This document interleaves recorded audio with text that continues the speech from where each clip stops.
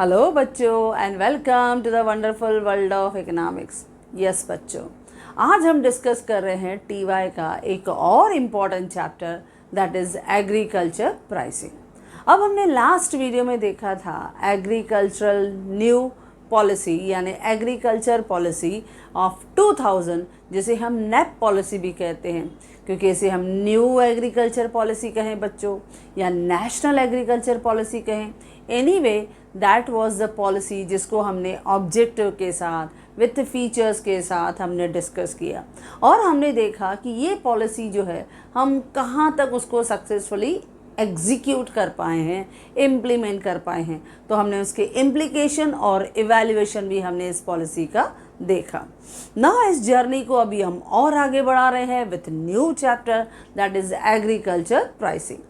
और आज हम इस एग्रीकल्चर प्राइसिंग में हम इस फर्स्ट पार्ट में आज हम देखेंगे कि ये जो न्यू एग्रीकल्चर पॉलिसी है वो है क्या, उसकी ज़रूरत क्या है और इस एग्रीकल्चर प्राइसिंग के फीचर्स क्या है in a very easy way. As you know that simplicity is our main motto. Now जब हम बात करते हैं एग्रीकल्चर प्राइस पॉलिसी, तो एग्रीकल्चर सेक्टर जिसे हम बेसिक और प्राइमरी सेक्टर कहते हैं बच्चों, और जिसमें हमारी 50% पॉपुलेशन जो है फॉर देयर लाइवलीहुड डिपेंडेंट है, तो इट इज़ वेरी नेसेसरी कि एग्रीकल्चर सेक्टर्स की इकोनॉमिक कंडीशन को इम्प्रूव किया जाए। उनके लिए रेम्यूनरेटिव प्राइजेस जो हैं वो डिसाइड किए जाएं, ताकि एग्रीकल्चर एरिया का जो स्टैंडर्ड ऑफ लिविंग है, उनकी जो इंसेंटिव्स हैं, उनकी जो इनकम है, उन्हें हम बढ़ाएं। उसकी तरह कैपिटल फॉर्मेशन को हम इम्प्रूव कर पाएँ। तो उस रीजंस की वजह से आज हम देखेंगे कि एग्रीकल्चर प्राइसिंग होता क्या है। अब एग्रीकल्चर प्राइसिंग को हम जब देखते हैं तो एग्रीकल्चर सेक्टर में, जिसमें हमने देखा मेजॉरिटी ऑफ अवर पॉपुलेशन जो है it is engaged and busy in the agriculture area for their livelihood, तो उनके इनकम को हमें बढ़ाना है, उनके फूड ग्रेन्स को हमें हायर प्राइजेस फेच करके देना है, प्रोवाइड करना है, ताकि उनके इंसेंटिव्स बढ़ें। They should be motivated and they should try to earn more and more from this sector। ना सिर्फ ये, उनकी इन्वेस्टमेंट भी बढ़े, प्लस वो ज़्यादा से ज़्यादा लैंड जो है अंडर कल्टीवेशन लेके आए। तो ये जो एग्रीकल्चर पॉलिसी है ये है क्या? एग्रीकल्चर प्राइसिंग पॉलिसी जो है, जिसे हम शॉर्ट फॉर्म में APP भी कहते हैं बच्चों, एग्रीकल्चरल प्राइस पॉलिसी, ये क्या है? एग्रीकल्चर प्राइस पॉलिसी जो है ये प्रोवाइड करती है नेसेसरी इंसेंटिव्स। ये हमारे एग्रीकल्चर सेक्टर्स को नेसेसरी जो ज़रूरी इंसेंटिव्स हैं, जो ज़रूरी इनकम है, वो प्रोवाइड करती है to the farmers for increasing their output capacity.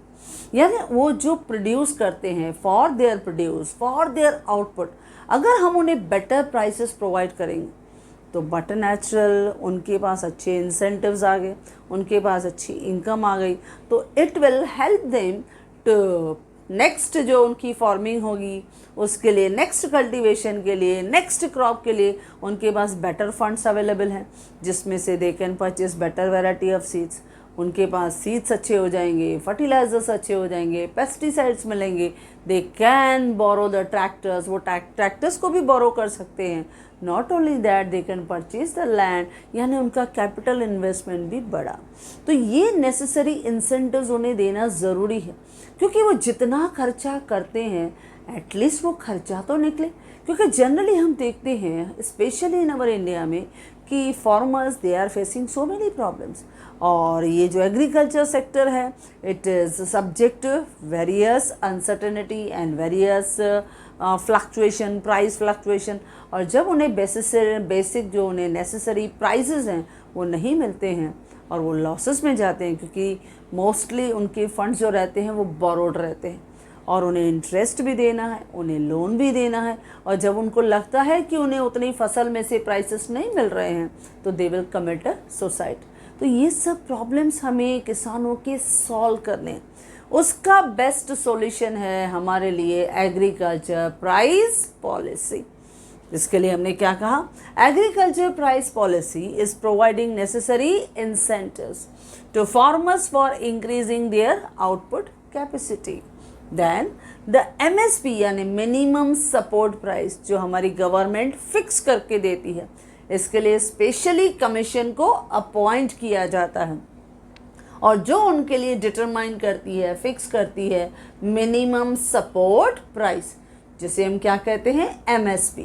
The minimum support price is determined by the government to protect the interest of farmer, ताकि हम फार्मर्स के इंटरेस्ट को सेफगार्ड कर सकें, उन्हें प्रोटेक्ट कर सकें, उन्हें हम अच्छे रेम्यूनरेटिव प्राइसेस को प्रोवाइड कर सकें, ताकि उनका इकोनॉमिक और सोशल कंडीशन इम्प्रूव हो।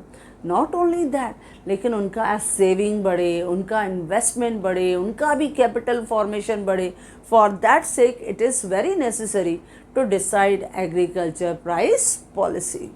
नाउ अब हम देखते हैं इसकी मीनिंग है क्या ये agriculture price policy. Agriculture price policy, जिसको शॉर्ट फॉर्म में क्या कहा बच्चों, APP, agriculture price policy is a process to ensure यानी to bring the better prices to the farmers for their produce. उन्होंने जो प्रोड्यूस किया है, जो क्रॉप्स उन्हें मिले हैं, जो फूड ग्रेन्स उन्हें मिले हैं, उनके better prices they must get it. That is called agriculture price policy. So let's see once again. Agriculture price policy यानी APP is the process to ensure यानी to bring the better prices to the farmers for their produce. जो उन्होंने फसल उगाया है, cultivate किया है, grow किया है, उनके लिए उन्हें अच्छा आउटकम मिलना चाहिए, अच्छा रिटर्न मिलना चाहिए। उसके लिए हमेशा एग्रीकल्चर प्राइस पॉलिसी जो है वो काम करती है। लेकिन ये पावर, ये अथॉरिटी किसको दिया गया है? ये पावर जो है वो दिया गया है गवर्नमेंट की ही एक ऑर्गेनाइजेशन है जिसे हम कहते हैं CACP यानी commission for agricultural cost and prices. यानी गवर्नमेंट ने एक कमीशन को अपॉइंट किया हुआ है जिनका मेन काम है कि एग्रीकल्चर कॉस्ट को कंसिडर करना और उनके कॉस्ट को एस्टिमेट करके उनके बेसिस पे उनकी प्राइसेस को डिटरमाइन करना। तो जनरली ये जो CACP है ये गवर्नमेंट की ऑर्गेनाइजेशन है। फुल फॉर्म क्या है बच्चों? Commission for agricultural cost and prices. तो ये CACP जो है यानी commission for agriculture cost and prices, ये डिटरमाइन करती है प्राइसेस जो हमेशा रेम्यूनरेटिव प्राइसेस रहता है for the support of farmers, farmers को भी सपोर्ट मिले। तो ये एक बहुत ही अच्छा प्रोसीजर रहता है और इससे हमेशा गवर्नमेंट कोशिश करती है फार्मर्स को मैक्सिमम रिटर्न देने की। तो इस तरह से APP is fixed with the help of CACP यानी commission for agriculture cost and prices. ना जी जो CACP जब ये प्राइसेस फिक्स करती है तो ये दो टाइप्स फिक्स करती है, प्राइसेस फिक्स करती है। Number 1 procurement price. Procurement means purchase price. पहला वो डिसाइड करती है प्रोक्योरमेंट प्राइस। प्रोक्योरमेंट प्राइस यानी जहाँ पे ये CACP कमीशन जो है वो डिसाइड करती है प्राइस जिस पे गवर्नमेंट फार्मर से उनके क्रॉप्स को, फूड ग्रेन्स को परचेज करती है, तो वो प्रोक्योरमेंट प्राइस है। और दूसरी तरफ वही परचेज किया हुआ क्रॉप्स और फूड ग्रेन्स गवर्नमेंट इशू करती है to poor and weaker section of economy through the various fair shops का यानी राशनिंग शॉप्स। फिर राशनिंग शॉप्स के थ्रू वही जो उनके क्रॉप्स हैं, वही जो फसल है, वही अनाज है, फूड ग्रेन्स है, फिर उनको गरीबों को जो है वो प्रोवाइड करती है ताकि हमारे इकोनॉमी में फूड सिक्योरिटी जो है वो प्रॉपरली मेंटेन रहे। हमारे इकोनॉमी में जो पुअर पीपल है उनके पास भी बेटर प्राइसेस पे अनाज पहुँचे, तो इसके लिए उन्हें भी मदद करनी है। तो दो प्राइसेस हैं। Number 1 procurement price. Procurement price क्या है? जिस पे गवर्नमेंट किसानों से उनके प्रोड्यूस, उनके क्रॉप्स, उनके फूड ग्रेन परचेज करती है बच्चों। यानी it is the price at which the government purchase agricultural goods. किससे? From farmers and provide better income to them. उनसे फसल परचेज करती है और किसानों को बहुत अच्छे प्राइसेस, अच्छे दाम उन्हें फिक्स करके देती है, ताकि ये जो मिडिल मैन है, ये जो ब्रोकर्स हैं, जो ट्रेडर्स हैं, डिस्ट्रीब्यूटर्स हैं, they should not exploit our farmers. वो हमारे फार्मर्स को चीट नहीं कर सके, उन्हें एक्सप्लॉयट नहीं कर सके, उन्हें कम प्राइसेस, लो प्राइसेस जो जनरली हम देखते हैं फार्मर्स को, because they do not have enough information. हम देखेंगे क्यों ज़रूरत, क्योंकि अभी भी फार्मर्स को they never come to know the prices prevail in the urban market. Urban market में क्या प्राइसेस है, करंट मार्केट प्राइस में क्या है, वो उन्हें पता नहीं रहता है। तो इसकी वजह से फार्मर्स जो हैं वो जनरली ब्रोकर्स को, ट्रेडर्स को, डिस्ट्रीब्यूटर्स को लो प्राइस पे सेल कर देते हैं। इसके लिए government authority they come and interfere and they will try to purchase the crops from farmers so that they can provide the higher prices, remunerative prices, एक अच्छे इंसेंटिव्स टू द फार्मर्स। उनकी income बढ़ाना बहुत ज़रूरी है, so that they can also increase their standard of living। उनके भी problems को हम कम कर सकें, यानी इनइक्वालिटीज़ को रिड्यूस कर सकें। तो इसके लिए procurement price, it is the price at which government purchase agriculture goods from farmers and provide the better incomes to them, और उन्हें अच्छे इनकम देते हैं। ये है प्रोक्योरमेंट प्राइस यानी परचेज प्राइस। दूसरा है इश्यू प्राइस। अब यही परचेज किया हुआ क्रॉप्स और फूड ग्रेन्स गवर्नमेंट सेल करती है through rationing shop, through fair price shop, ताकि गरीबों को सस्ते प्राइस में यही सब चीज़ें मिले। तो it is the price at which government sell agriculture goods through fair price shop यानी rationing shop to poor consumer, यानी पुअर कंज्यूमर तक वही अनाज पहुंचाना, और उसके लिए जो वो प्राइस उनसे चार्ज करती है that is called issue price, sale price, जो बहुत रीजनेबल सब्सिडाइज्ड रेट पे रहता है। तो इसके लिए it is the price at which government sell agriculture goods through fair price shops to the poor consumer. Clear बच्चों?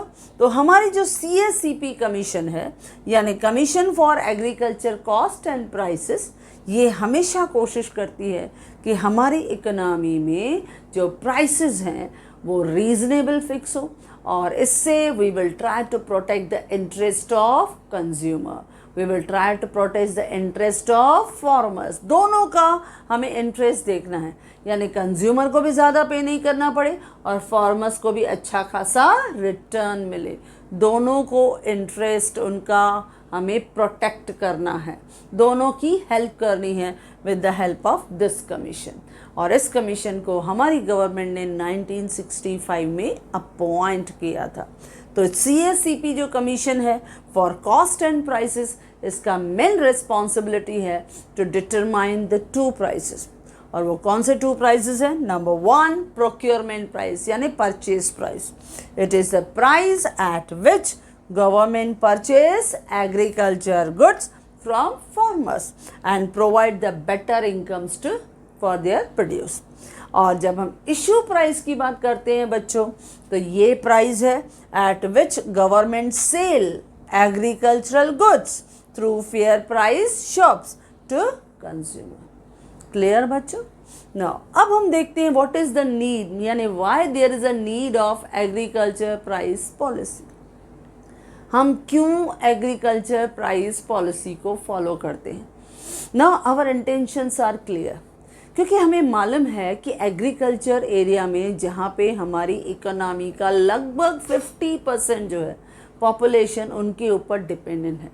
तो अगर हम उनकी इनकम को बढ़ाएंगे, there economic condition, their social condition वो इम्प्रूव होगा, और उसकी वजह से उस एरिया में सेविंग हो, इन्वेस्टमेंट हो, इनकम हो, एम्प्लॉयमेंट हो, वो बढ़ेगा। तो ये सब चीज़ें जो है वो अगर हम रूरल एरिया में हम करते हैं तो ओवरऑल इकोनॉमी का growth and development, our GDP ratio वो बढ़ेगा। तो एग्रीकल्चर सेक्टर को सपोर्ट करना ज़रूरी है। For them there is a need for suitable and appropriate agriculture price policy। तो नंबर 1 हमारा मेन मकसद ये रहता है, number 1 to provide the remunerative prices, क्योंकि remunerative prices यानी it provide necessary income, it provides a higher income, किसको? To farmers को। और क्योंकि अगर इनकम अगर फार्मर्स की बढ़ेगी तो but natural it will helpful for them to provide more and more incentives, यानी वो अपने आगे आने वाले जब फसलों को कंटिन्यू करेंगे तो उसमें अच्छे इनपुट्स को वो मैनेज कर पाएंगे, यानी अच्छे high yielding variety of seeds वो ले पाएंगे, ऑर्गेनिक फर्टिलाइजर्स, ऑर्गेनिक पेस्टिसाइड्स, या they can go for irrigation का फैसिलिटी, पंप लेना है या ट्रैक्टर्स लेना है, उन्हें और कुछ कैपिटल्स की ज़रूरत पड़ती है और लैंड परचेज करना है, या उनके अपने घर की जिम्मेदारियां रहती हैं क्योंकि उनके भी बच्चे हैं, उन्हें अच्छी एजुकेशन देनी है, उनके बच्चों की शादी करनी है, उन्हें अपने लिए अच्छा घर बनाना है, तो उनके लिए दे रिक्वायर गुड फंड्स। और वो फंड्स कहाँ से उन्हें मिलेगा? Because they are depend on the agriculture. तो जब उन्हें एग्रीकल्चर का अच्छा रिटर्न मिलेगा, रेम्यूनरेटिव प्राइसेस मिलेगा, तो overall their economic condition will improve. तो ये बहुत नेसेसरी है क्योंकि remunerative prices provide necessary incentives to the farmer. It will increase the income of farmers, यानी फार्मर का overall economic position will improve. Second है to have the better terms of trade, क्योंकि जब गवर्नमेंट उन्हें अच्छे prices देती है तो ये जो गवर्नमेंट की प्राइस पॉलिसी है जो हमारे किसानों को बेटर प्राइस प्रोवाइड करती है, इससे एक और मदद हो जाती है। हमारे जो टर्म्स ऑफ ट्रेड हैं बिटवीन एग्रीकल्चर और नॉन एग्रीकल्चर सेक्टर वो भी बढ़ जाते हैं, क्योंकि आपने किसानों की इनकम बढ़ाई, आपने किसानों की इनकम बढ़ाई तो बट नेचुरल उन्हीं इनकम में से they will try to satisfy the other needs, वो नीड्स को सेटिस्फाई करेंगे, वो भी अपने लिए अपने घर बनाएंगे, अपने लिए प्लॉट्स परचेज करेंगे, अपनी बेसिक नीड्स को और सेटिस्फाई करेंगे, या हो सकता है उनके घर में रिक्वायरमेंट हो 2 व्हीलर चाहिए, 4 व्हीलर चाहिए, अपने बच्चों को एजुकेशन देना है, जैसे हमने कहा अपने हेल्थ पे फोकस करना है, all these things they can do it easily. तो एक अच्छे टर्म्स ऑफ ट्रेड भी बन सकते हैं when you provide the better income to the farmers, क्योंकि ये जो गवर्नमेंट की प्राइसिंग पॉलिसी है it have a very positive impact on the trade, और वो भी फेवरेबल टर्म्स ऑफ ट्रेड बनते हैं, यानी वो सिर्फ एग्रीकल्चर एरियाज़ में ही ज़्यादा अपनी परचेजिंग पावर को नहीं बढ़ाएंगे, लेकिन नॉन एग्रीकल्चर सेक्टर को भी वो बहुत अच्छा सपोर्ट करते हैं, क्योंकि एग्रीकल्चर सेक्टर बढ़ेगा, रॉ मटेरियल बढ़ा, इंडस्ट्रियल सेक्टर में बहुत से इंडस्ट्रीज़ में एग्रीकल्चर से रॉ मटेरियल जाता है, जैसे शुगर इंडस्ट्री है, आप देखते हो राइस मिल है, या हम लोग कॉटन, जैसे हम टेक्सटाइल इंडस्ट्रीज़ देखते हैं, या ऑयल मिल्स देखते हैं, ऑयल रिफाइनरीज़ हैं, इन सब में these are agro based industry, उन्हें भी एक अच्छा खासा सपोर्ट मिल जाता है। तो ये सब चीज़ें बहुत ज़रूरी है for the better terms of trade. Then third, it provides better incentives to the farmer, क्योंकि जब आप फार्मर्स को अच्छी प्राइस कोट करके दोगे, अच्छे प्राइसेस दोगे, तो it they can easily purchase the various inputs for their further crops, for their further cultivation. तो अगर उन्हें हमें अच्छे इंसेंटिव्स देने हैं तो अच्छे प्राइसेस को डिटरमाइन करना, डिसाइड करना, इट इज़ वेरी नेसेसरी। तो to provide the better incentives, उन्हें अच्छे इंसेंटिव्स प्रोवाइड करने हैं ताकि उनकी इकोनॉमिक कंडीशन, उनकी सोशल कंडीशन जो है वो इम्प्रूव हो, यानी ओवरऑल जो उनका स्टैंडर्ड ऑफ लिविंग है it should be improved when you provide the better prices for their produce. Next है टू प्रिवेंट द फ्लक्चुएशन, क्योंकि जब आप किसानों को अच्छी प्राइस डिसाइड करके देते हो, डिटरमाइन करके देते हो, तो वी नो दैट कि एग्रीकल्चर सेक्टर जो है it is subject to so many fluctuations, और वो फ्लक्चुएशंस बहुत सारी होती है, स्पेशली जब हम देखते हैं नेचुरल क्लाइमेटीज़ की वजह से, नेचुरल क्लाइमेटीज़ की वजह से उनको प्रॉब्लम आता है, क्योंकि वहाँ पे अनसर्टनिटी हो जाती है, या कभी कभी प्राइस का फ्लक्चुएशन हो जाता है। तो ऐसे सब चीज़ें जो है, या कभी कभी सीजनल फ्लक्चुएशन हो जाता है, तो सम अनसर्टन मार्केट की कंडीशंस दिखाई देती हैं, कभी सीजनल फ्लक्चुएशंस दिखाई दिया, कभी लो प्राइसेस मार्केट में इनको मिले, यानी जितना उन्होंने एक्सपेक्ट किया था उतना नहीं मिला, तो किसानों के हमने क्या कहा, इनकम कम हो जाएगी, जितना खर्चा किया है उतना रिकवरी नहीं हुआ, यानी उन्होंने उसके लिए काफ़ी फंड्स बोरो किए थे, अब कैसे उसका इंटरेस्ट पे करेंगे, कैसे वो अपने लोन को रीपे कर पाएंगे। तो so many responsibilities on the shoulder of farmers. तो इसके लिए इट इज़ वेरी नेसेसरी कि we will provide suitable price to farmers, क्योंकि ये जो हमारा एग्रीकल्चर सेक्टर है वहाँ पे फ्लक्चुएशंस बहुत ज़्यादा हो सकती हैं, और वो फ्लक्चुएशन जैसे हमने देखा कभी कभी मार्केट कंडीशंस अनसर्टन है, ये भी हो सकता है, कभी कभी सीजनल फ्लक्चुएशंस आ जाती हैं, उसकी वजह से प्रॉब्लम आता है, कभी कभी प्राइसेस ऑल ऑफ सडन जो है वो फॉल हो जाती हैं, जो उन्हें अच्छी इनकम नहीं दे पाती हैं, तो गवर्नमेंट उनके लिए रीजनेबल प्राइसिंग पॉलिसी फॉलो करती है, उसके लिए भी एग्रीकल्चर प्राइसिंग होना ज़रूरी है। Next, to reduce the income inequality.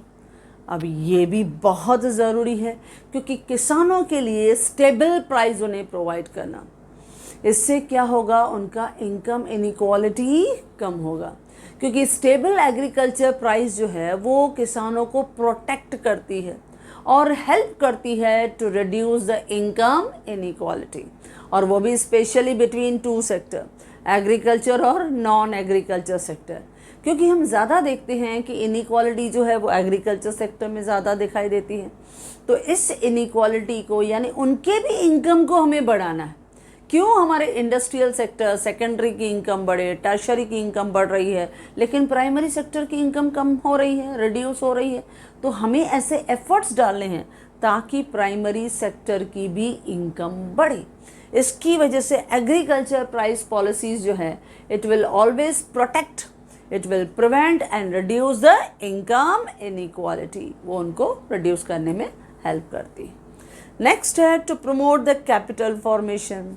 अभी ये भी बहुत अच्छा है, क्योंकि जब हम उन्हें किसानों को अच्छे प्राइसेस, हायर रेम्यूनरेटिव प्राइसेस उन्हें पे करते हैं, उन्हें अच्छी इनकम मिली, तो जैसे हमने कहा कि वो अच्छे इनपुट परचेज कर सकते हैं, फिर high yielding variety of seeds purchase करेंगे, अच्छे फर्टिलाइजर्स परचेज करेंगे, अच्छे पेस्टिसाइड्स परचेज करेंगे, इरिगेशन की फैसिलिटीज़ को भी वो अफोर्ड कर पाएंगे, या वो ट्रांसपोर्टेशन, यानी आफ्टर हार्वेस्ट सीज़न जब उन्हें अच्छा हार्वेस्ट सीज़न मिल जाता है तो उसके बाद पैकिंग के लिए जो उनके पास फंड्स होने चाहिए, ट्रांसपोर्टेशन के लिए उनके पास फंड होने चाहिए, वेयर हाउसेस की प्राइसेस पे करने के लिए उनके पास फंड होने चाहिए, मार्केट में कुछ शॉप्स वगैरह गोडाउन लेने के लिए उनके पास पैसे होने चाहिए। तो ये सब चीज़ें जो है, इन सब के लिए चाहिए फंड। या सपोज़ कभी कभी ऐसा भी है क्योंकि फैमिली बढ़ गई है, फैमिली मेम्बर्स बढ़ गए हैं, तो उन्हें और प्लॉट चाहिए और परचेस करना है, उसके लिए भी फंड चाहिए। ज़मीनें बढ़ गई हैं तो ट्रैक्टर्स चाहिए, इक्विपमेंट्स चाहिए। तो ये सब कैपिटल फॉर्मेशन है, तो उनके लिए भी तो उन्हें इंसेंटिव्स चाहिए। तो इसके लिए ये बहुत ज़रूरी है कि किसानों को उनकी मेहनत का अच्छा रिटर्न देना चाहिए। For that sake it is very necessary to pay the better prices for their outcome, for their produce, for their crops. उनके क्रॉप्स का अगर हम उन्हें अच्छा रिटर्न देते हैं तो उनका प्रमोट होता है कैपिटल फॉर्मेशन, क्योंकि अच्छी इनकम होगी, अच्छी सेविंग होगी।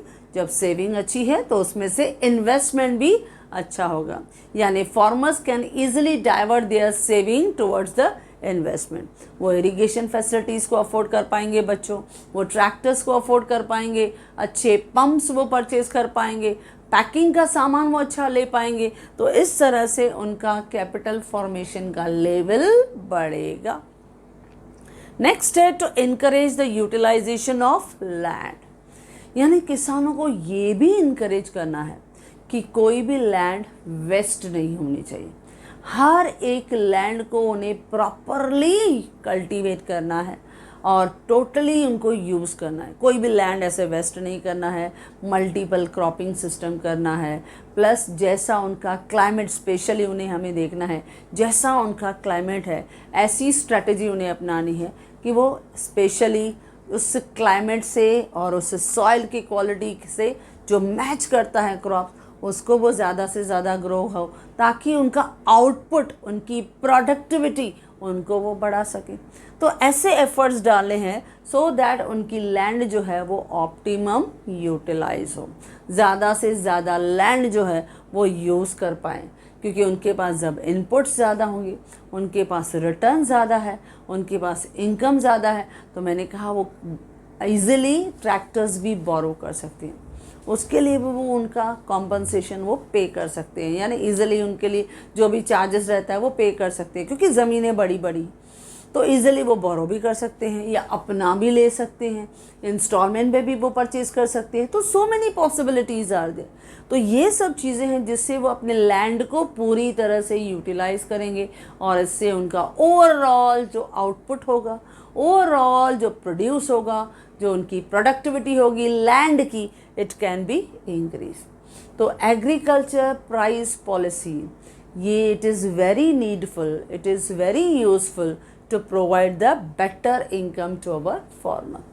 तो बहुत ज़रूरत है इस प्राइस पॉलिसी का होना, क्योंकि इसकी वजह से हमारे किसानों को अच्छे रेम्यूनरेटिव प्राइसेस मिलते हैं, उनके टर्म्स ऑफ ट्रेड जो हैं वो बहुत अच्छे होने लगते हैं, प्लस किसानों को अच्छे इंसेंटिव्स मिलते हैं सो that they can manage their family life, social life, economic life, और अपना ओवरऑल स्टैंडर्ड भी बढ़ाते हैं।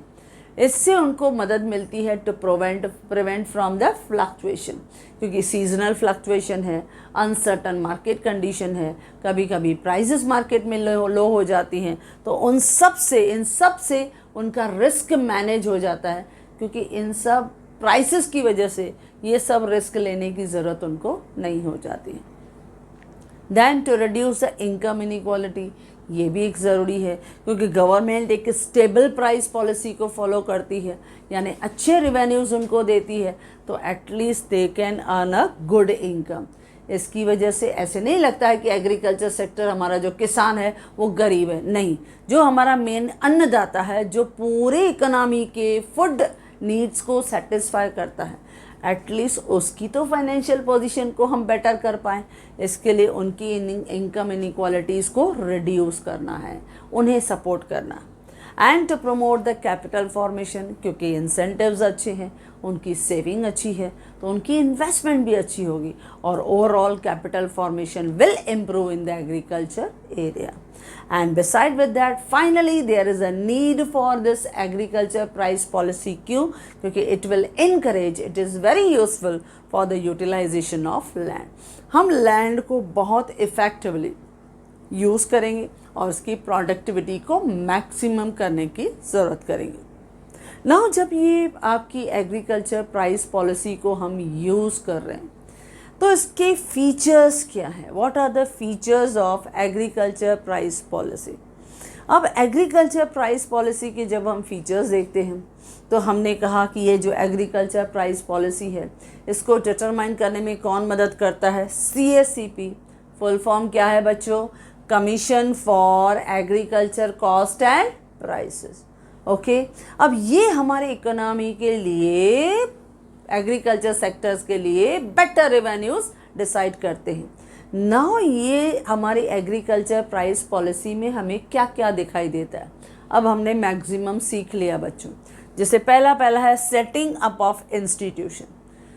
हमारे जो गवर्नमेंट है वो एग्रीकल्चर सेक्टर्स के लिए कुछ इंस्टीट्यूशन सेटअप कर देते हैं।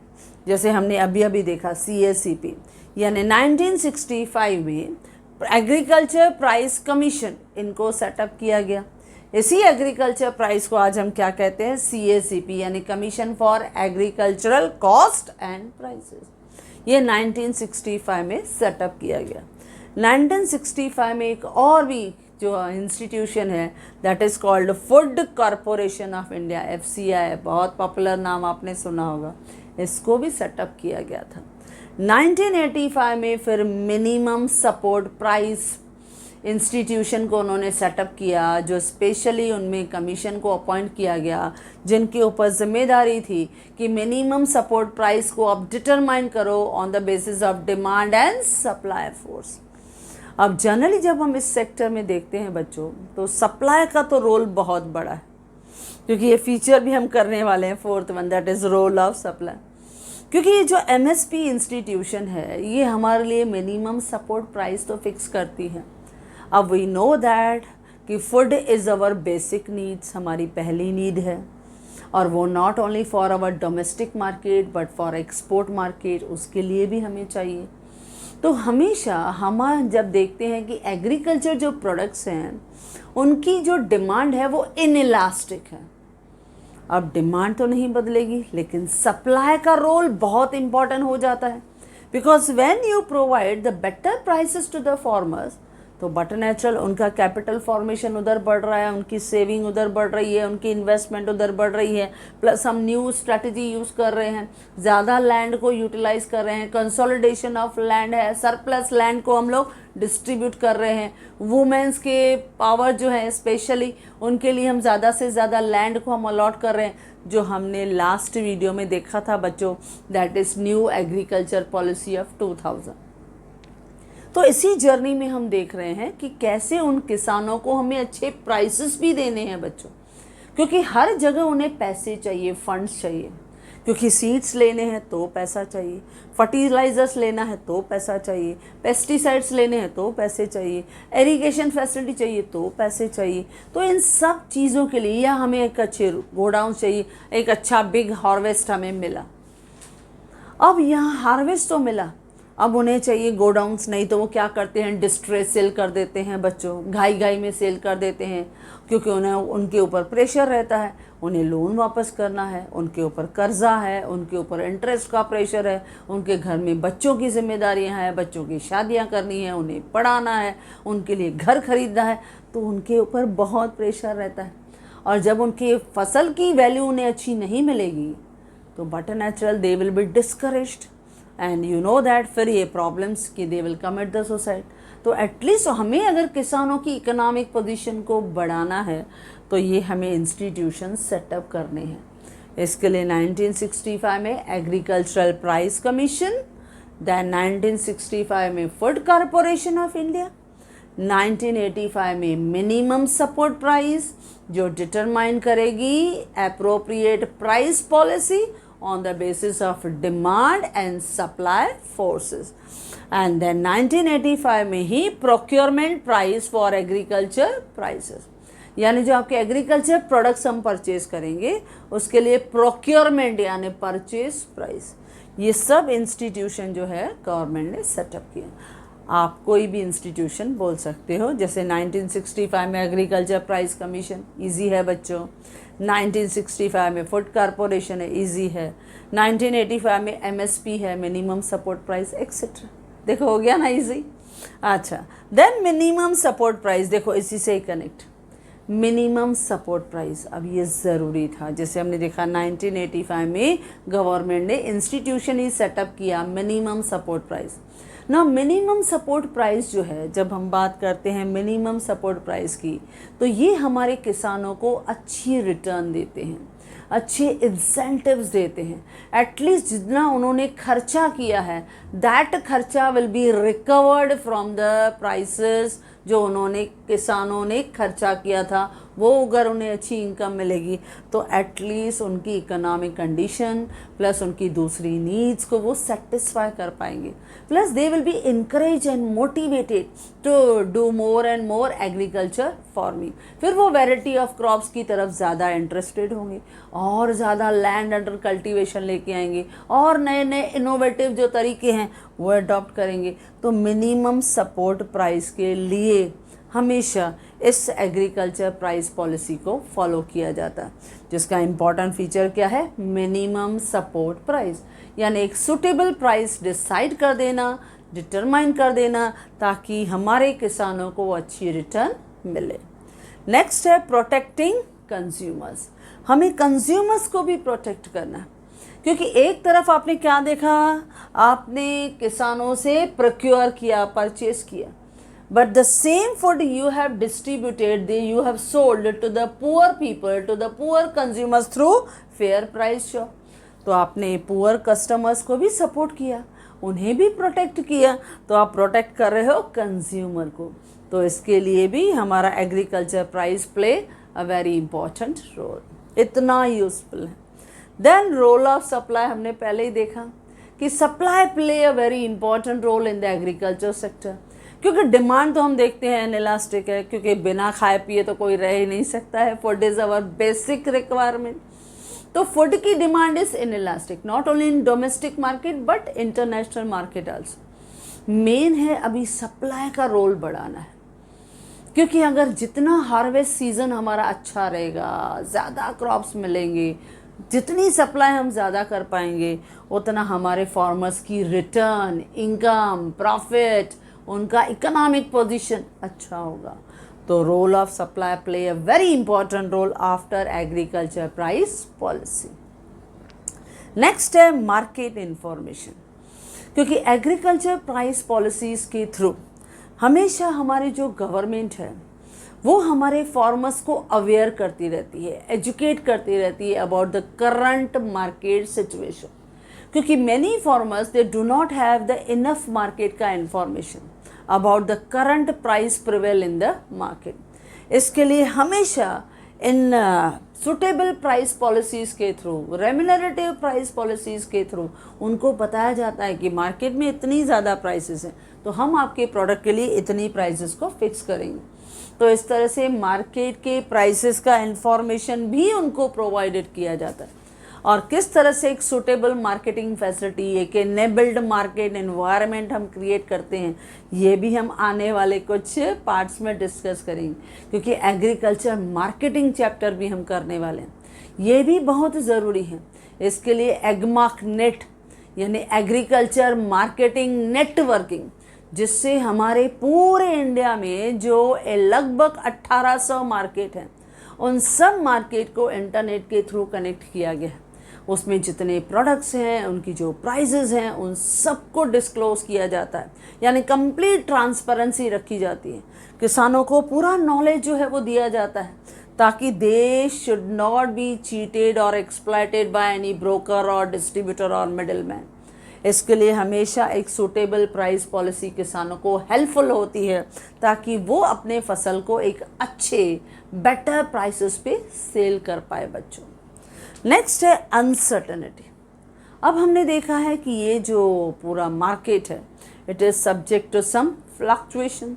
अब फ्लक्चुएशन है तो कभी कभी मार्केट अनसर्टन हो जाता है, वो क्लाइमेट की वजह से भी अनसर्टन हो जाता है, कभी कभी प्राइसेस की वजह से भी हो जाता है। तो इसके लिए सम टाइम ये अनसर्टेनिटी की वजह से हमारे किसानों को मिलती है कम प्राइस। तो अगर हम प्राइसिंग पॉलिसी मेथड फॉलो करते हैं तो they will decide a stable price, और वो स्टेबल प्राइस जब आप किसानों को देते हो तो एटलीस्ट उनका कॉन्फिडेंस लेवल बढ़ता है, दे शुड बी इनकरेज्ड, उनको इनकरेजमेंट मिलता है कि फिर वो आगे और ज़्यादा जो है वो एग्रीकल्चर एक्टिविटीज़ में इंटरेस्टेड रहेंगे। तो एक स्टेबल प्राइस जो है it provides a very good confidence among the farmers and they will try to produce more, they will try to put more efforts. इसके लिए एग्रीकल्चर एरियाज़ में अगर कुछ अनसर्टेनिटी है तो उनको ओवरकम करने के लिए, अब अनसर्टेनिटी जैसे हमने कहा अनसर्टन मार्केट की सिचुएशन है, कभी कभी क्लाइमेट अनसर्टन होता है बच्चों, कभी फ्लड आ गया, कभी कुछ और प्रॉब्लम आ गया, तो रिस्क तो रहता है, तो उनके रिस्क को भी मिनिमाइज़ करना है। तो उस अनसर्टेनिटी को ओवरकम करने के लिए भी एक अच्छा प्राइसिंग पॉलिसी होना, ये इंस्टीट्यूशन उन्हें प्रोवाइड करना, किसानों की इस तरह से मदद करना, it is very necessary. Then है डिस्ट्रेस सेल। अब ये भी हमने कहा बच्चों डिस्ट्रेस सेल, क्योंकि जब हम देखते हैं किसान क्या करते हैं, जब हार्वेस्ट सीज़न के बाद उनकी फसल की कटाई हो जाती है तो उनको लगता है कि अभी उनके पास अच्छे गोडाउन फैसिलिटीज़ नहीं हैं, उनके पास अच्छी ट्रांसपोर्टेशन फैसिलिटीज़ नहीं हैं, उनके पास इतने फंड्स नहीं हैं, अच्छे रेगुलेटेड मार्केट्स नहीं हैं। तो क्या करते हैं, नियर बाय ट्रेडर्स को, ब्रोकर्स को, मिडिल मैन्स को वो सेल कर देते हैं। डिस्ट्रेस यानी घाई में sale, haste sale, prompt sale, quick sale वो सेल कर देते हैं, और वो इसके इन मजबूरी का फ़ायदा उठा के ब्रोकर्स उनसे सस्ते में लो प्राइस में परचेस कर लेते हैं, यानी पूरा प्रॉफिट उनका हो जाता है। और वही सेम क्रॉप्स जब वो अर्बन एरियाज़ में बेचते हैं एट वेरी हाई प्राइस। अब इससे किसानों को फ़ायदा हुआ बच्चों? नहीं हुआ। इसके लिए एग्रीकल्चर प्राइस का होना बहुत ज़रूरी है, ताकि किसान हमारे डिस्ट्रेस सेल नहीं कर पाए। और हमारा एक और भी फ़ायदा हो जाता है जो हमने अभी अभी कहा कि it will be give the protection to the consumer. हमारे कंज्यूमर को भी प्रोटेक्शन मिलता है। क्यों? क्योंकि गवर्नमेंट जब उनसे प्रोक्योरमेंट प्राइस के थ्रू परचेज कर लेती है तो उसमें से भी गवर्नमेंट कुछ स्टॉक जो रहता है वो बफर स्टॉक की तरह साइड करके रखती है। अब ये बफर स्टॉक क्या होता है? अब ये बफर स्टॉक ये रहता है कि गवर्नमेंट ने जो फूड ग्रेन्स परचेज किया उसमें से कुछ stock they will keep aside to face some price का फ्लक्चुएशन। कभी कभी ऐसा हो जाता है मार्केट में हाई प्राइस हो गया, अब अगर हाई प्राइस हो गया या कभी कभी शॉर्टेज हो गई, स्केर्सिटी हो गई, तो उन्हें भी तो हमें स्टेबल करना पड़ेगा। तो गवर्नमेंट उस समय कुछ स्पेयर करके अलग करके एक स्टॉक मेंटेन करती है, that is called buffer stock. और वो बफर स्टॉक उस समय इकोनॉमी में रिलीज़ किया जाता है ताकि इकोनॉमी स्टेबल हो और इकोनॉमी में हाई प्राइसेस को लो कर दिया जाए। तो देखो हुआ ना, प्रोटेक्टिंग द कंज्यूमर। और प्लस आपने किसानों की भी मदद की, उनसे आपने जो है वो डिस्ट्रेस सेल करने नहीं दिया। रेगुलेटेड मार्केट के थ्रू आपने मिनिमम सपोर्ट प्राइसेस के थ्रू आपने उनके फूड ग्रेन्स को परचेज कर लिया, उनके क्रॉप्स को परचेज कर लिया। किसानों की भी इनकम बढ़ी और इस तरफ से हमने अपने जो इकोनॉमी के कंज्यूमर्स हैं उनको भी हमने हाई प्राइस पे करने से बचा दिया। देन नॉन रेम्यूनरेटिव प्राइसेस, क्योंकि जनरली हम देखते हैं कि जो हमारे बैकवर्ड सेक्टर्स हैं, जो रूरल सेक्टर्स हैं, उनमें फार्मर्स को अच्छे प्राइसेस नहीं मिलते हैं बच्चों। जब हम कहते हैं नॉन रेम्यूनरेटिव प्राइसेस, इसका इजी वर्ड है लो प्राइसेस, यानी उनके प्राइसेस हमेशा रूरल एरियाज़ में वो लो उनको मिलते हैं क्योंकि मिडिल मैन जो ब्रोकर्स हैं वो उनको करंट प्राइसेस का नॉलेज प्रोवाइड ही नहीं करते हैं क्योंकि वो अपना फ़ायदा देखते हैं और प्लस मार्केट का उनके पास कोई टच नहीं, कोई नॉलेज नहीं।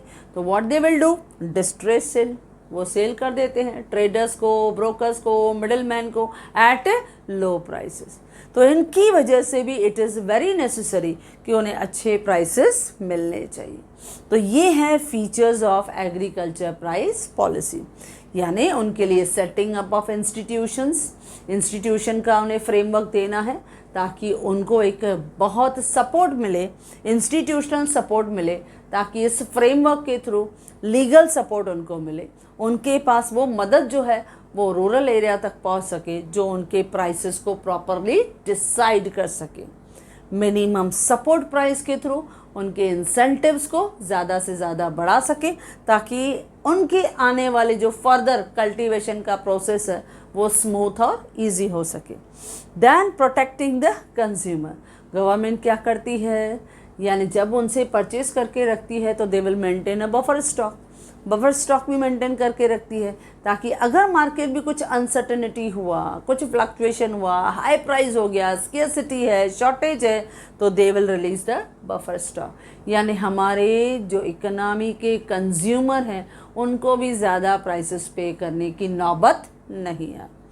Then it will play a very important role of supply, यानी हम चाहते हैं मिनिमम सपोर्ट प्राइस के थ्रू एग्रीकल्चर प्रोडक्टिविटी को बढ़ा सकें, उनकी इफ़िशेंसी लेवल को बढ़ा सकें। इसकी वजह से हम लोग चाहते हैं उन्हें ज़्यादा से ज़्यादा रिटर्न दें, अच्छे रेम्यूनरेटिव प्राइसेस दें। इसके लिए सप्लाई का रोल बहुत बड़ा है। देन मार्केटिंग की इंफॉर्मेशन उन्हें प्रोवाइड करना, करंट प्राइसेस की उन्हें इन्फॉर्मेशन देना, डिफरेंट प्रोडक्ट्स की उन्हें इन्फॉर्मेशन देना, और एक स्टेबल प्राइस जब हम किसानों को देते हैं तो उनका जो कॉन्फिडेंस लेवल है वो बच्चों बढ़ जाता है। अनसर्टनिटी इस सेक्टर में, एग्रीकल्चर सेक्टर, वो सब्जेक्ट टू है वेरियस अनसर्टनिटीज़, जैसे अनसर्टन मार्केट की सिचुएशन, अनसर्टन क्लाइमेट होता है, सीजनल फ्लक्चुएशन है, लो प्राइसेस मार्केट में अगर अवेल हो जाती हैं तो some time they will come in the danger situation. उनकी कॉस्ट को हमें रिकवर करके देना है by using the appropriate agriculture price policy.